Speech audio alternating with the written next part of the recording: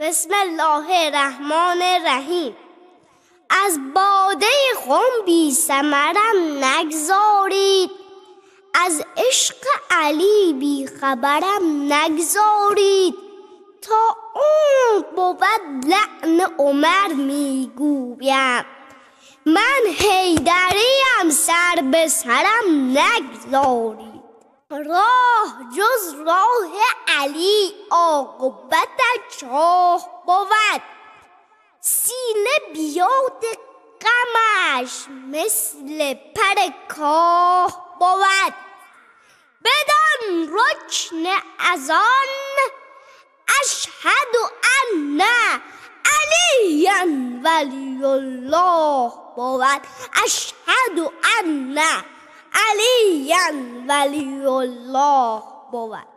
چندی به سفر بودم و چندی به حضر، در مجلس اهل دانش و اهل هنر. معلوم شدم ز صحبت اهل بصر، ذکری نبود نکوتر از لعن عمر. دردی به تن مراست مداوا نمی شود، رازی به سینه هست که افشا نمی شود.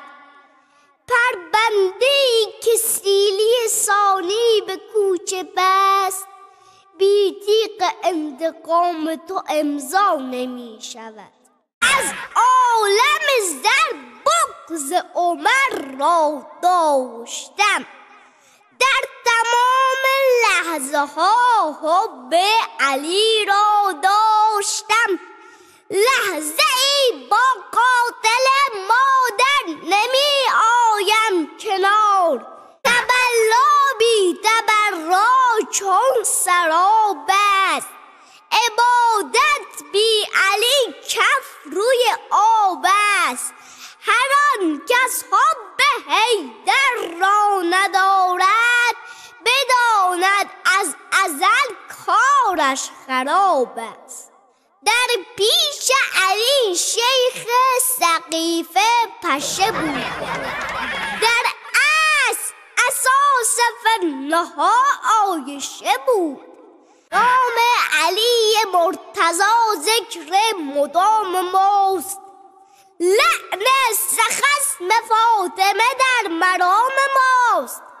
ما را محبت علی و آل او بس است، به محشر جم و جوشش را ببیند، شعور و فهم و هوشش را ببیند.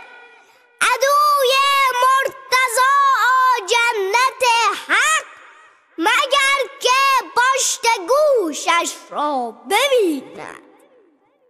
با مهر علی هر آن که ایمان دارد، از آن 3 نفر بریستا جان دارد. ذکر ملکوتیان بود لعن عمر، این ذکر ثواب ختم قرآن دارد. حیدر دل ما را چه به غارت ببرد، ما را به بهشت سهر و راحت ببرد. از مدح امیر دین لعن 3 نفر، ای شیعه بدان فاطمه لذت ببرد.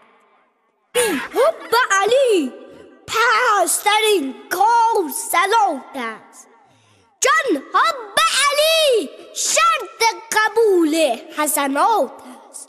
او برتر و بالاتر از این محض وجود است، کمتر حرکت در حرم شاه وجود است. غلامان علی را یار هستند، محب حیدر کرار هستند. 3 شیطان را کنم هر لحظه لعنت، من از ام الجمل بیزار هستم.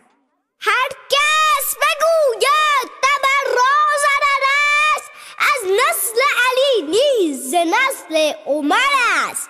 ما بی خیال حرمت مادر نمی شویم، ما با قنفذ و غیره برادر نمی شویم.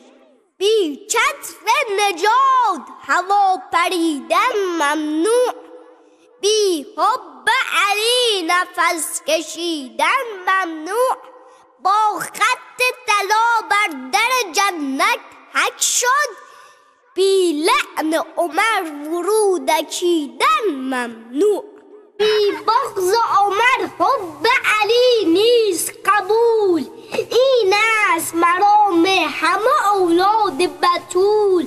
بغض عمر و حب علی راه نجات، بر عمر لعنت و بر آل محمد صلوات.